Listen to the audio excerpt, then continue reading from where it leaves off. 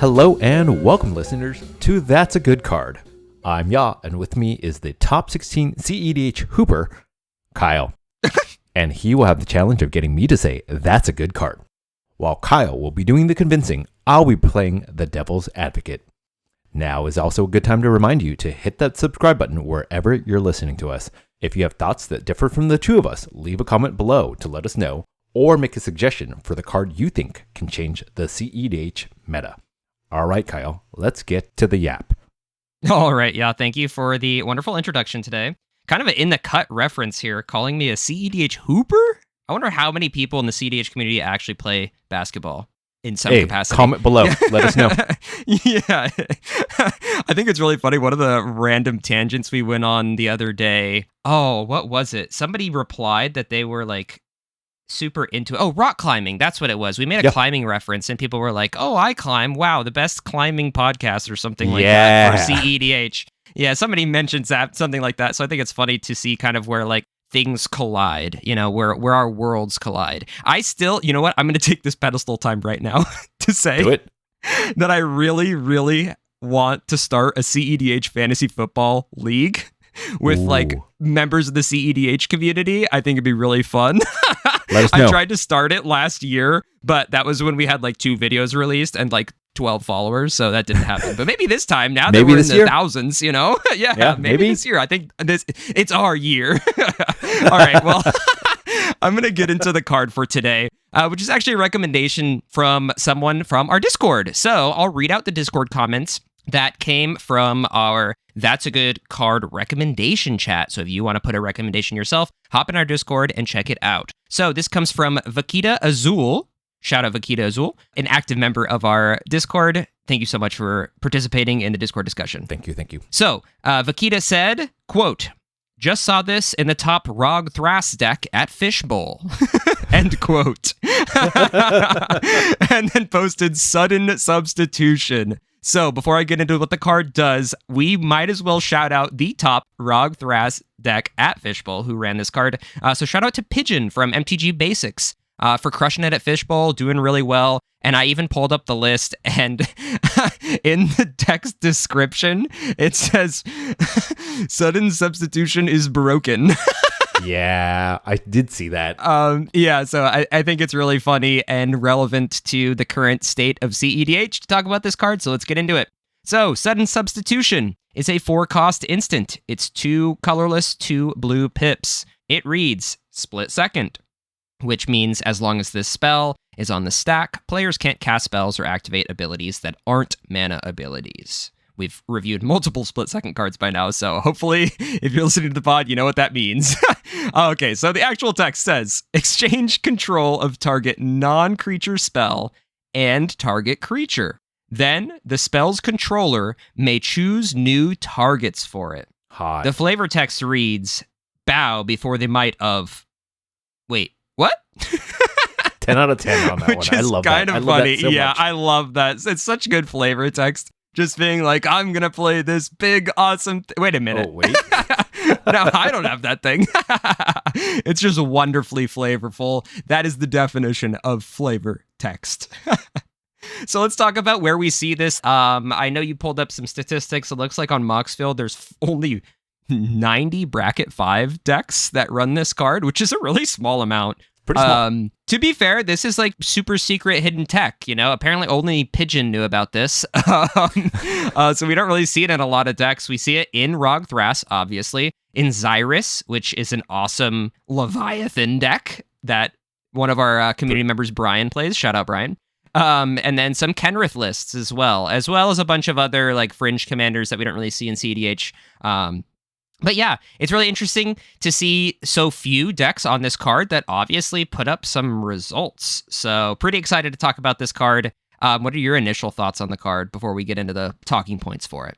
I think this will be a fairly controversial card only because of its similarity to another card in Perplexing Chimera. Kind of gives me that similar vibe.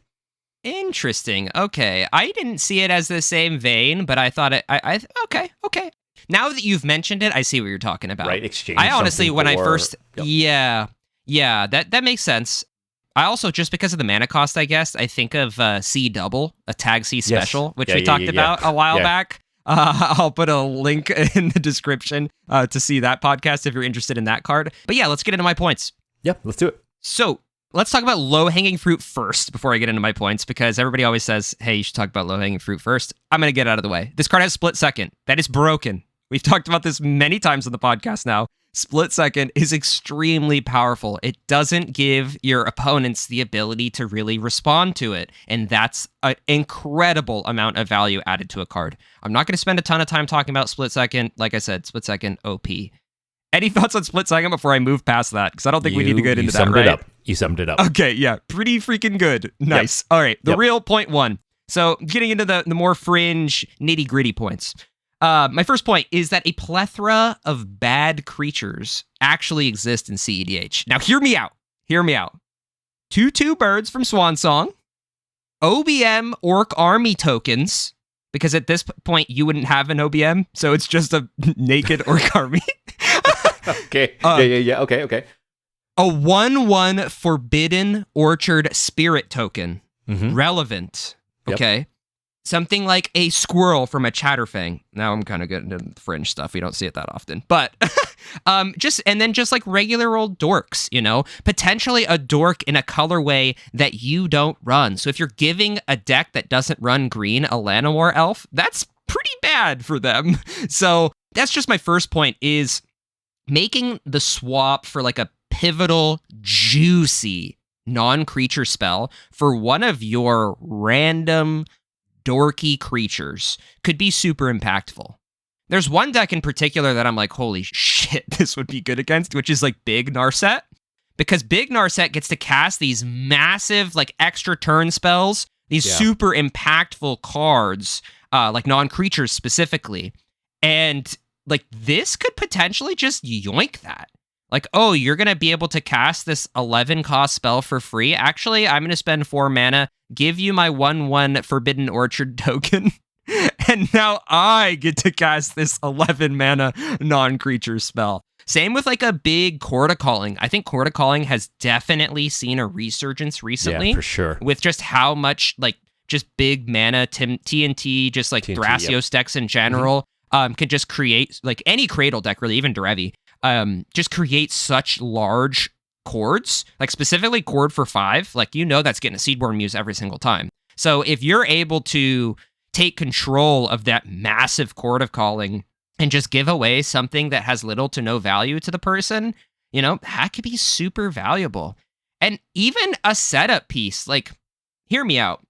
You're 1 turn away from your turn, so the person before you is on their turn. If you're able to even Substitution for something like a Demonic Tutor, when you have the next piece, or like you have the other piece of your win condition in hand, like paying 4 mana for a D-Tutor before you untap going into your turn is actually pretty relevant. Even if it means grabbing a Grand Abolisher for protection on your turn, or grabbing a Silence, or grabbing an extra piece. If you're going to be holding up mana to do this, it's not insane to just say, oh, okay, I'm just going to take this Demonic Tutor, like 4 mana D-Tutor, sure, whatever. Like, if it's 4 mana, get the card that you need to win the game once, like, you go to untap, like, literally the next turn, hell yeah, I'm taking that all day. Yoink, give me that shit.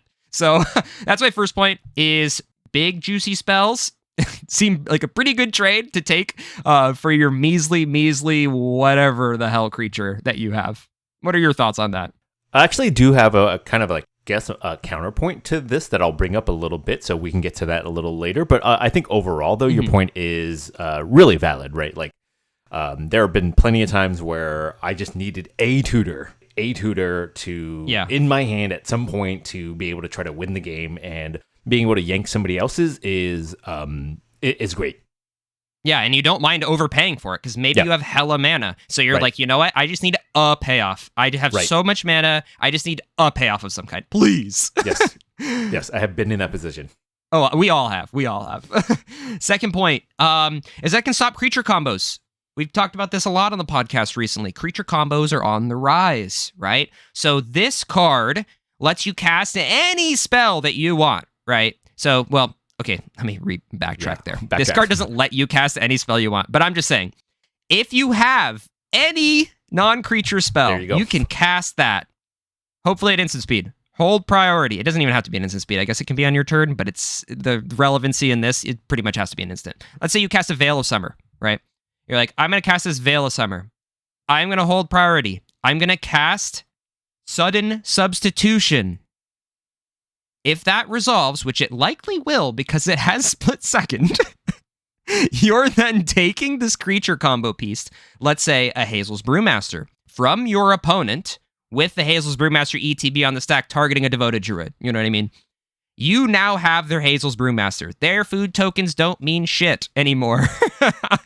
You've completely stuffed them at the cost of whatever non-creature spell that you've cast, whether it's a Veil of Summer or Swords to Plowshares, it doesn't matter, right? So I just really like its flexibility in stopping creature combos in specific. Thoughts on that? You made me think about, could you do a Swords to Plowshare targeting one of their creatures and then... but why would you do that, right? Like, why would you waste Sudden Substitution on something that you're going to get rid of anyways, I guess? Yeah, I mean, technically speaking, we can get into that now while we're on this topic because it's very important. A lot of people misinterpret this card. You're kind of getting into the point of timing with this card, and a counterspell interacts in a very strange way with this card. So, for example, you can cast something like a Pyroblast, targeting somebody's Rhystic Study, right? If you cast Sudden Substitution in response to your own Pyroblast targeting something else, they actually can change the target of the Pyroblast to Sudden Substitution. So it can change, because this is during the resolution of Sudden Substitution that this happens, so the card is still technically on the stack and still technically a valid target. So you can actually point your, like, Pyroblast targeting Rhystic Study, hold priority, cast Sudden Substitution. Your opponent, whoever you're switching creatures with, now can change the target of Pyroblast to Sudden Substitution. Now, just because they can change the target doesn't mean it stops Sudden Substitution from resolving, because this is in the resolution of the spell. So, the resolution of the spell will still go through. The resolution of the spell will still go through. You'll still take their creature, but the Pyroblast can be changed from their Rhystic Study to the Sudden Substitution, which will fizzle, even though Sudden Substitution still resolves. Super weird, super wonky, but I just wanted to get that out of the way, that's kind of how counterspells interact with Sudden Substitution. Yeah. It's good to know. Yeah, good to know. And it'll come up a little later in my final points. So it's intro to some funny shenanigans. But yeah, that's my second point, is just it stops creature combos, specifically taking away the creature that's going to win the person the game. Super impactful. Take away a Witherbloom Apprentice from somebody, storming off with that, with a Chain of Smog on the stack, right? Like, you are able to do things and stop creature combos in very interesting ways. My third point is sometimes cards that you're swapping control with, it doesn't really matter who's casting them, and you can just reap the benefits of both casting the card and getting a creature. So I'm thinking specifically of stuff like wheels, like Wheel of Fortune or Windfall or any wheel, right? With Sudden Substitution, but then you just get to take the creature. So if you have 7 mana, because most wheels are 3, right? You can cast a Wheel of Fortune, hold priority, cast Sudden Substitution, exchange control of Wheel of Fortune with an opponent, and take their best creature. The wheel resolves. You're happy that the wheel's resolving. You're like, great, now I get to wheel and I get someone's best creature. Awesome. So like you kind of get what I mean? Like, it doesn't matter who controls the Wheel of Fortune. It's almost like a Gilded Drake, right? It is. It doesn't matter who gets the Wheel of Fortune. The Wheel of Fortune is going to do the same thing no matter if player 1, 2, 3, or 4 resolves the spell. Same with something like a board wipe. And it doesn't have to be like a full board wipe if you want to get the full, like, I'm thinking of something like Sweltering Suns, right? Deals 3 damage to all creatures, right? Or a Toxic Deluge for 5. Yeah, I know you're saying, okay, you're making fun of me for bringing up Sweltering Suns. Sweltering Suns used to be absolutely gas in Niv Mizzet Perun, okay? I used to play that shit all the time. It was so good. So you may not see it a lot anymore. I'll put it on the screen for anybody who started playing CEDH post Dockside ban. But yeah, Toxic Deluge specifically set the X as something that won't kill the creature you want to steal. Then make the swap. Toxic Deluge resolves. You have the creature still. The board is wiped still. Boom. Pretty sick, right? I mean, there's also a world where you still play it's not as common, but like leave the battlefield triggers might be helpful for you sometimes, right? Like, let's say I've been looking at Rocco list recently, so like you could board wipe and hit somebody's like swap controls with an arena rector or an academy rector, right? And then go get that enchantment or whatever it is that they get to your battlefield instead, right? Which would be hot. Yeah, that's pretty. I didn't think about that. That's pretty cool. Yeah, going to get something that's going to give you like when it dies, trigger it. Like even like something tiny like a Stitcher Supplier or an impulsive pilferer. Yeah. Best card in CEDH, by the way. Shout out Tim Gold Sabertooth for making me 3 custom That's a Good Card impulsive pilferer tokens. Woot woot. They're so sick. Yeah, that's pretty cool. Let's get into my favorite point. This is my favorite. It's a third point. I'm not counting us. Oh no. Is this 4th point? Holy crap, I have so many points for this card. Yeah, this is your 4th one. This is my 4th. We're going deep. We're deep in the bag. So you can have like in certain scenarios, you can have like a 2-card quote unquote kill a player combo with this card and something like a Summoner's Pact or something like a Final Fortune or like a Warrior's Oath. Because you can give somebody these cards when they don't have the capacity to actually use them properly. So if you give somebody a Summoner's Pact and they resolve a Summoner's Pact and they don't have 2 colorless and 2 green when they untap on their upkeep, they just die. And maybe I was diabolical thinking about these scenarios, and like the likelihood of this happening is so low, but I love this shit. The fact that you can make somebody, and now unfortunately it doesn't work with Pact of Negation, right? If the player's smart, it can technically still work with Pact of Negation, but because of what we talked about earlier, how you can change the target of Pact of Negation to Sudden Substitution while Sudden Substitution is resolving, even though it doesn't do anything, it's very like interesting that there's still other cards that will give you some sort of upkeep, pay this or lose the game, or something like I said, Final Fortune or Warrior's Oath. Hand that to somebody who has 1 card in hand or 2 cards in hand, and there's no shot that they're winning on their next turn, right? Maybe they have a Ristic Study in play, maybe they have a Smothering Tithe in play, but that one's risky. They haven't. It is risky, but hear me out. It could be a blue farm player who just doesn't have cards in their hand. They just tapped out to play their engines, and you're like, I need to get this blue farm player off the table before they get back into the game and win, right? I have seen blue farm players come from nothing. Well, yeah. 3 turns later, they win the game. That's the point of the deck, right? Yeah, that's the whole point. So if you hand them a Final Fortune, they're going to look at it, take their crop, and they're going to look at you and be like, what the I can't win with this. And then they die on their turn. You don't have to worry about them anymore. So even something like, hear me out, this one's kind of crazy, Demonic Consultation. So giving your opponent a Demonic Consultation, that's nerve-wracking for them. Is it value or is it danger? I'm going to exile my whole library and not be able to win. Because we talked about this in one of the last podcasts. Casting Demonic Consultation, naming something, is a dangerous game. If you're not trying to win, yeah, for sure. How would you feel if like turn, let's say 4, we're in like the mid game, you're not necessarily ready to win. I just hand you a Demonic Consultation and say, you have to resolve this. Good luck. I love it. Personally, but that's me. That's me. Yeah, that's because you're an agent of chaos. You I am a little bit. Yeah, sure. Why not? I'm just saying there are plenty of control players who do not want to be casting this. Sure. Absolutely. Especially the ones that are so lean on win conditions. If their only way of winning the game is Thoracle and a Praetor's Grasp, and they exile Thoracle and the Praetor's Grasp, they literally cannot win the game. They are incapable of doing it. I'm sorry for calling out Talion pilots everywhere. But I have Italian deck too, so it's fine. But it's just almost impossible to win at that point. So that's my last like fringe point. It's just kind of funny where, it's you could hand somebody something that's gonna just complete like it's like you're just handing them a bomb from Mario Party and then just like being like, okay, you have this, it's gonna explode soon, and then running away. It's like, good luck.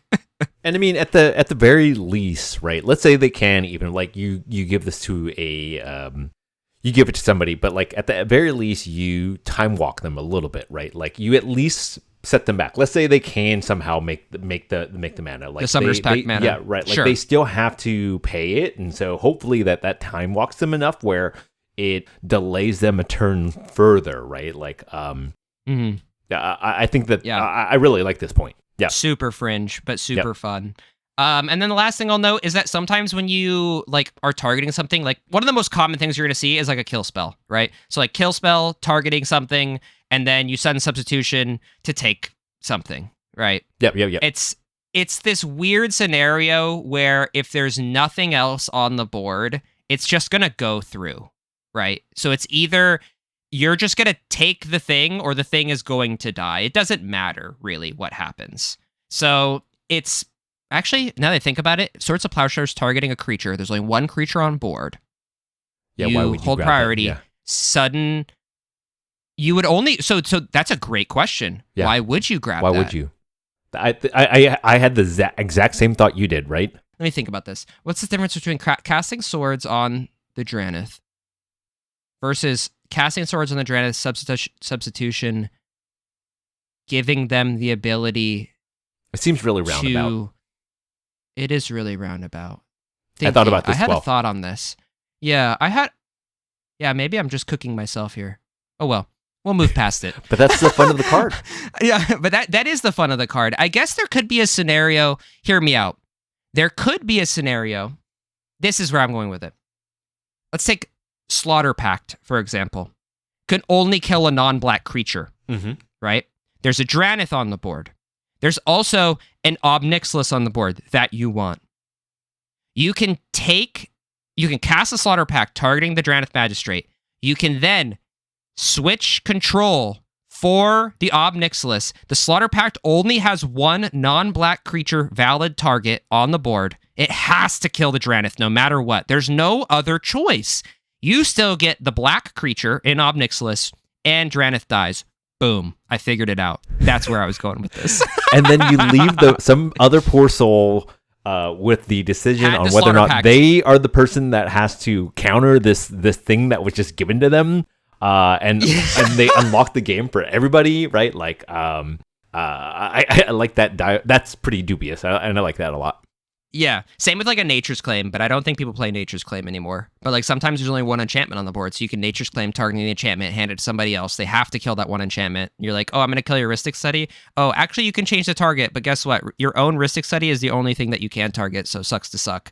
I take your creature, you kill your own Rhystic Study, feels bad, man. Good luck. All right, that's my last point. Yeah, I kind of went crazy on this one. I had so many freaking points. I hope that was enjoyable, listeners. Let's get into the downsides. Yeah, let's go ahead and chit chat about some of that. I guess my first thing is like kind of like my favorite thing to do with these is a PSA. Please read the rulings on this card. There are quite a few of them, right? As a person who has played a Perplexing Chimera before, right, in their Kinnan deck, right, this is one of those things that people are going to have questions on it. So if you're going to put this in your deck, become an expert on it. Read through all of the, even just right now, right? When you guys were listening to us, we got into some like, ooh, what about this interaction or that interaction? Like really start looking into those and like studying up and making sure you understand as many cases and common scenarios, and then learn a few of the fringe ones, right? Like there are rulings on what happens, basically what you would think if the creature no longer is like for some reason no longer alive or on the battlefield. Obviously, you're not going to make the exchange. This card it'll fizzle, right? Stuff like that. There are 1, 2, 3, 4, 5, 6, 7, 8, 9, 10. Like some of these rulings are about split second, so you can kind of ignore those. That makes a lot of sense, but otherwise, read up. Unless you don't know about split second. In which case, read up. Yeah, in one of my tournaments a while back, I had to explain to somebody that triggered abilities still go on the stack when you cast something with split second, and they were perplexed. They're like, it's split second. That means nothing can happen. And I'm like, oh, you sweet summer child.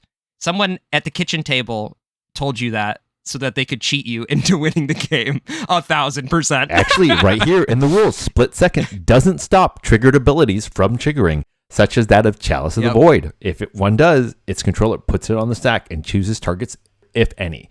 Basically, if a triggered ability says you can cast a spell, though, that does not mean you can cast a spell, right? Like that, it does say that in here. Like, for example, otherwise, like a split-second card wouldn't trigger Ristic if you think about it, right? Which is just common. Like correct. Your split-second card is still going to trigger Ristic Studies. Yes, absolutely. So they're still going to get the ability to draw. And then if they draw, that's still going to trigger the OBM, regardless of whatever split-second is on the stack. Like, it's still going to, have that chain of effect of triggers that will happen. Anyway, we're getting past it. But yeah, I think that point is really important because this card is freaking complicated. Right. It is not a straightforward card. Like you said, we were just musing about it right now. Even the interaction of being able to potentially change a counterspell to it while it's resolving is very strange. Everything is really complicated about this card. So if you're going to play it, I agree. Know what the card does. Don't just start making up kitchen table rules and bullshitting people. Please don't. Actually know what the card does. Please. Don't reference us unless it's to go, no, I know. I've read up everything I can about this card. Yeah, my first point is I'm just going to start with a real low-hanging fruit, is that I do think that in certain circumstances, this card feels bad after a board wipe, right? Let's say it's a blasphemous act, right? Something like that. Like, yes, you could make an exchange, staple, right? Blasphemous act. Wait, what was the one that you mentioned? I feel like I've seen a few more. I've cast a few more blasphemous acts. Oh, yeah, that's true. Yeah, in the comments, let us know what season we're playing CEDH. Often? Sweltering Suns or Blasphemous Act? Let us know. That's true. I'm talking shit right now when I just mentioned such a... But, this kind of spell kind of feels bad if it's like a true board wipe, right? If it's going to hit everything, like there's no getting around it. Like a dam. Like a dam, something that truly wipes a board, or like you draw this right after a board wipe, right? You're like, oh, dang it. Like, that's the thought process. It's like, it doesn't really matter if you're exchanging, like you would never really cast this in response to a board wipe or something like that. There's no point. Right. If it's a true board wipe. So it's more like, okay, board wipe just went down. I draw sudden substitution for turn. And you're like, well, there's no creatures out there. And I don't have any creatures. This sucks. Like, I can definitely see that. Yeah, but that's my first point. I think it's a pretty simple one that most people are going to kind of pick up on. The second one, I think, we're going to debate a little bit more. I kind of feel like in this current meta, this can feel a little too late. And the reason for that is I've been consuming a bunch of content about like the tournament structure overall, and a lot of people are saying like, right, the way that games are going in a tournament right now is like everybody puts out their value engines, right, and then they wait.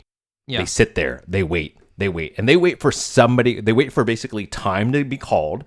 And then the stack war happens, right? The floodgates open. The flood, like, I think I know you and I both had games like that where nothing happened pretty much for an hour and a half. And then our games went long by like almost like 30, 40 minutes because the last stack, right? The last turn ended up being like this huge, like all out battle. And when people have so many resources and so many like different like counter spells or just different things to try to like fight on the stack or like to put like a Born Upon the Wind or whatever it is. Yes, you're going to get some good piece. I think like you're definitely going to resolve this key piece. But I think that sometimes like that might unlock somebody else, right? Like sure, you steal somebody's win condition, but in the way this meta feels right now, like I don't know if this is enough because you're only dealing with a small portion of the stack. You're not able to deal with like the whole stack as a whole, right? Unless it's like a mind break trap or something like that. Mind break trap. Yeah, that's the first thing that came to mind. So if it's specifically mind break trap in these final moments of the last turn, you're 1,000% okay with just like sacrificing whatever, like exchanging control of whatever dorky creature you have, even if it's a high value creature, if it's the last turn, you know what I mean? Just hand them over whatever, even like a Rev, professional facebreaker, give them whatever. It doesn't matter at this point. We're in the last turn. You give them that, you take the mind break trap, and you slam the book shut. You just exile everything on the stack, change the targets, boom. Like that is one of the most effective ways that you can. You can't change the number of targets, right? No, you I can't. don't think you can. No, you can't. But you can change. Right? But you can change the targets, right? Yes. So, however many things the first mind break trap was hitting, you can still pick that number of things, but then take your pick on which ones that you want to counter and not counter. And so I guess I'll add on to that. Then it's like you're gonna have to, with this type of card. It's one of those cards where I think the Magic Christmas Dreamland will like come in front of you, but like depending again where in the game you are, you may have to like fight that urge to fire this off and wait, right? And wait for 100%. That bigger spell where you're like, uh-oh, no, we can't let Blue Farm resolve the Mind Break trap, right? Like they're going to like windmill slam like their win because like everything, like you need to wait so that you can take that, and it feels less valuable, right? But that'll hopefully keep you from losing the game, right? And so understanding the meta, I think, is really crucial with this card. Yeah, and to help you out as well, to add to your point, I think that with, another piece of low-hanging fruit you haven't talked about, this card costs 4 mana, right? I was trying to avoid that. Yeah. I know you're trying to avoid it, but at this point in time, when we're talking about battles on the stack in the very last round of a game, you're in an interesting predicament here where if you're playing a deck that is poised to fight now at the very end of the game, you have a set amount of mana, and you probably have a metric ton of counterspells. Yeah. How do you make the decision of casting sudden substitution and taking a massive chunk of the only mana pool you're going to have left versus potentially being able to cast for the same amount of mana like 3 other counterspells? Right. So at what point do you want to make the decision of, okay, am I going to need this at some point in time on this stack to take a creature away at a really pivotal moment, right? When somebody thinks that they're, they absolutely got it and they have this creature combo, like, am I holding it to stop the creature combo? Or instead, am I going to dip past that 4 mana available in order to add more counterspells to the stack? That's a tough decision. I agree. And that's like where I think a card like this can feel, it's one of those cards that will have really high highs and kind of low lows. Like, I'm not saying the floor is really bad, right? Because I think early mid game, like this card feels great if you hit Heuristic Study, right? Yeah. Or Smothering Tide. The floor is nice because it has split second. The floor is nice because it's not. It's always gonna it's almost always going to resolve. If you can cast there are it, certain and I think things. that's the key. There are certain things that can stop it. Like counterbalance trigger, rip a 4-drop. It counters it. Sucks to suck. Like sure, sometimes it won't resolve, but I think that it doesn't have the lowest floor possible because it has split second specifically. No, I agree. I agree with that for sure. Like talking about like something like a C double, right? So if we're talking about C double as a card, which is an instant, that's also a really expensive instant card. But you can counter that. It can be countered. So that exactly, you can counter it. So it's like really easy to get rid of it. This card doesn't have that problem. Right. Barring those very fringe points I talked about. But anyway. Counterbalance. Yeah, that mother effing counterbalance. No, I'm just kidding. Children's show. Just kidding. Is this a children's show? I don't think so. No. What would you rate this show? PG? I think for the most part, PG-13. Because every now and then we slip in a little bit of swearing, but not like anything hard. S-word. Yeah, that's true. Yeah. So my last point is kind of in contradiction to your first point. Honestly, I think in this meta, we have quite a few high value creatures, right? Like, and again, we've talked about this a lot, right? The part of the reason about why we're seeing more board wipes is because of the plethora of great high value cards. And even the cards, even the creatures you mentioned, right? It feels bad to exchange a swan from a swan song that you need to keep the like Crom from like poking in. Okay, now you're going deep. No, that's not. I think it has come up before where like just being able to have an evasive blocker, right, is a bigger deal than not. I thought your point was going to be like, yeah, you're playing this card because there's good cards. Like, because you can be like, Grand Abolisher, I want that Grand Abolisher. Like that's what I thought that you're trying to get. I thought you were trying to pick apart my point in that sense. Well, yeah, I am as well. But like, you know, Okay. I'm also picking on the like some of these like That orc army, that 3/3 orc army, that could be relevant. or the 2020 orc army because somebody resolved a wheel and like you're like Okay. maybe to your point, right? I'm like, not handing away the 2020 orc army. I'm handing away something else. You get to make that hopefully distinction. you have You something own this else, card. right? Hopefully you have something else. That's fair. It's like fair. what I'm trying to say. It's like the other kind of like I guess PSA that I have about this is like be ready to have your on top of being an expert with this card, right? And understanding which high value creature that you may want to give away, which I do think you're going to have to do at times. Yeah, that's the hardest part. Get your political chops, get your yapping ready, right? Because you're going to probably have to defend yourself or like really like I mean, and not as much because you get split second, so what are they going to do? You could just kind of flip the double birds, cast the spell, and then say, yeah, this is how it works, kids. I'm not Like, gonna lie. I've never met Pigeon in my life, but I'm 99% sure when he casts this card, he goes, yeah, this is how it works, and then flips double. No, I'm just kidding. He wouldn't. He's like, yeah, I gotcha. Hey, that's actually Split kind of hot. second. You know what? Points You to just card. sold me on Yeah. that point. You totally just sold me on the point. I really love that image. We're going with it. But yeah, that's all I kind of have to say about This the is card. I not think slander. it's, This is not slander against Pigeon. no, not at all. Not at all. I've never met you. You're a great person. I hope. Oh, and congrats on making that top 4 by the way. And you're obviously good at CEDH. Yeah, very much. Anyway. Oh man, we derailed. I was just gonna say that your point of there being tons of high value creatures, like having to make that choice of like, man, I really want to steal that Court of Calling X = 5, but damn it, I have a Thrasios, I have a Brand Abolisher, and I have a Ranger Captain. I don't really want to get rid of any of these. Would I prefer a Seedborn Muse to all of them? Probably. But now I'm like, I don't want to give away any of these good cards. Okay, fine, I'll do it, you know? That's the hardest part. Yep. All right, yeah. So of my crazy points, which one do you think was the best point for playing Sudden Substitution? We all know that Ya's a agent of chaos. Of course, it's going to be you can kill the player by making a fortuitous exchange with somebody for their Summer's Pact, their give them a Summer's Deadly Pact, give Relic. them the What's the Final other one? Fortune. What's a Slaughter Pact? Slaughter Pact? Yeah. Yeah. Mono blue player. Go ahead. Try to play the black pip. Good luck. Good luck, Urza. The most fringe point is your favorite. I love that. I love that point. My favorite point of yours, I think, is the biggest downside, is the fact that, yeah, honestly, my first point was pretty freaking weak. Like, most of the creatures are good in CEDH. So, like, in this meta where you have a ton of good cards and you want to be playing a bunch of good creatures, it can be a difficult decision to substitute and hand over one of your good creatures to somebody else, even when taking something super valuable. Yep.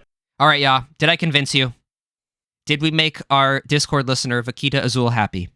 Is Sudden Substitution a good card? Oh, man. This is one of those cards I like a lot. I really, really like a lot. And I think it is exceptionally powerful. But I think that this is only a good card in like Rog Thras. Right? Because and it for me it is as simple as, man, those 2 double blue pips and holding like passing for this is Yeah, you have to be a draw pass strategy for sure. draw pass like and holding up 4 mana. Hopefully you're so you don't also think a on TNT could play this? You don't think a TNT has enough mana? Or I has think blue pips to TNT play could this? because they're also like can represent like a Adnaz, right? Like I think that's like the big thing. Like is What do you mean? Because like Oh, you're most saying of the for time the when turbo you TNT list, they wouldn't want to run it?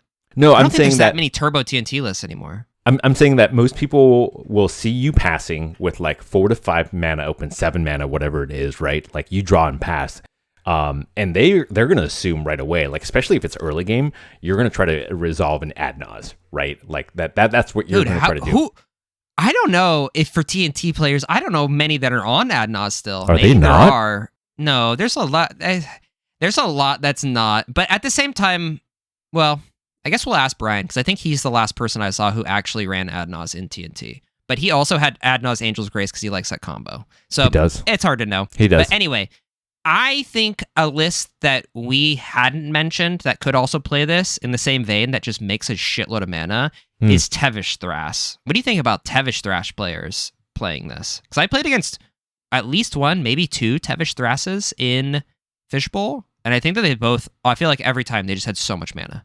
I don't doubt it. It's a possibility, and especially with like Tevesh making those thralls, like, yeah, you're going to be able to give one of those away pretty easily, right? Like, I think that's the other thing is like, wait, that's huge. Yeah. Right. The reason we see this in Xyrus. And so if your deck like produces like small, like creatures little like things that don't matter. Yeah. Sure. Like, the random, if you're still on like Malcolm Tana and you cast Tana and make saprolings, sure. Like you're making exchanges for sure. And you probably have the mana for it. And so I think that if you're in the right colors and you can produce a lot of mana with like dorks, and I think because of all those caveats, like this card it's rough to say it's like good, right? I think it's a decent card. We didn't get a yes. Yeah. Oh my Y'all love to say yes. Y'all love saying yes to cards, like, because I think almost everything is slightly playable. You do. I do. You do. That's very interesting. We didn't get a that's a good card. That shocks me. Sometimes I think to myself, the more effort and points I have, the more chaotic you are, and the more you want to be like, no, Kyle, you're wrong. Because sometimes I feel like I've made some good points this time, besides maybe one of them. I thought they were great points. No, I feel like some of the ones that I am like rushed, or like I'm like, oh, I just didn't get enough research on this. And you're like, oh yeah, you're like, y'all love this. Yeah, this is a great card. And I'm like, dang it, y'all, like pick me apart. You put in time. I put in effort. Extra work, and then you're like, nah, trash. You're just an agent of chaos, y'all. It's not trash. I think it is just too specific, right? It's just too specific. All right, y'all. It's that time for our favorite closing segment. That's a good card, question mark? If you haven't played this game with us before, what we're going to do is I'm going to provide y'all with the name of an obscure Magic the Gathering card. And it's going to be y'all's job, as well as yours, the listener, to guess everything about this card. Color, type, cost, flavor text, art, everything. All right, y'all. Are you ready for today's card? It's an interesting one. I am ready. So I actually know this card, and I feel like there's a chance that you actually know this card. So I'm excited. Oh boy, I'm excited. Are you ready? I feel pressure. No pressure. I think a lot of the listeners will know, so listeners, play along. Type it in the comments if you know what this card does. Oh boy. I'm going to give you, for the first time ever, a hint. This is like a $6 card, so it's like somewhat relevant. Okay. All right. The card is Rainbow Veil. Rainbow Veil spelled Veil. V-A-L-E. V-A-L-E. Rainbow Veil. It sounds like a green card. Oh, no. I'm going to say it's like Rainbow Veil. So you don't know it. I don't know it. I don't know this card. Okay. Yeah, rip it. I want to say it's a multicolored card, so I'm going to say green-blue. It's a enchantment. It's what the vibes are. Okay. The art is obviously going to represent a rainbow, kind of like maybe in the even sky? a double rainbow in the sky. What does it mean? Over a veil, right? Like a woodsy, woodsy atmosphere, right? With like things frolicking, but in the distance looms darkness. Oh, whoa! I see. So it's the contrast between the rainbow veil and the darkness. And this enchantment What does this enchantment do? It's a green, a blue, and 3 colorless. I almost went with my standard. I know. So it's 5? It's 5 cost. 5 cost enchantment. Okay. What does it read? It reads green and blue creatures have the ability to tap and add either green or blue mana to your mana pool. Okay. That's what I'm going to go with. Crappy Enduring Vitality. It's crappy Enduring Vitality because it's older for $6. And the flavor text reads, there was peace within the veil, but darkness loomed not too far away. Oh. Did somebody quote that? Essica. I had that ready. All right, yeah. I gave you such a good hint. I know, but I squandered it. And you made such a shitty card. $6. I mean, all right. Go ahead. All right. So Rainbow Vale is a land. Oh, that makes a lot of sense. From Fallen Empires. Whoa. It reads, tap, add 1 mana of any color. An opponent gains control of this land at the beginning of the next end step. The flavor text reads, in the feudal days of Ikatia, finding the Rainbow Vale was often the goal of knights' quests. This is a bad It's land. part of the reserve list, by the way. This is bad. $6, okay, I can artwork.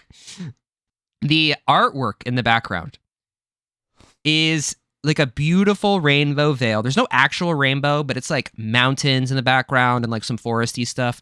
And then there's like this big fountain in the front with like 2 ladies with a urn. One of them has an urn and the other one's like hanging over the fountain, the side of the fountain. So it's just it's a very pretty landscape with some fountain stuff going on. But yeah. So this ramps interesting somebody card. else at the end after you tap it? After you tap it, you give it to somebody else. It's very interesting. Interesting. Yeah. Man, I can't imagine this in like a 1v1 60 It's card. fascinating. Like you're literally passing this pass back and forth as a land. Like, yeah, just handing it that's back interesting. and forth. All right, y'all. Thank you so much for listening to today's episode on Sudden Substitution. And thank you, Vakita Azul, our Discord member, for recommending this card. Thank you.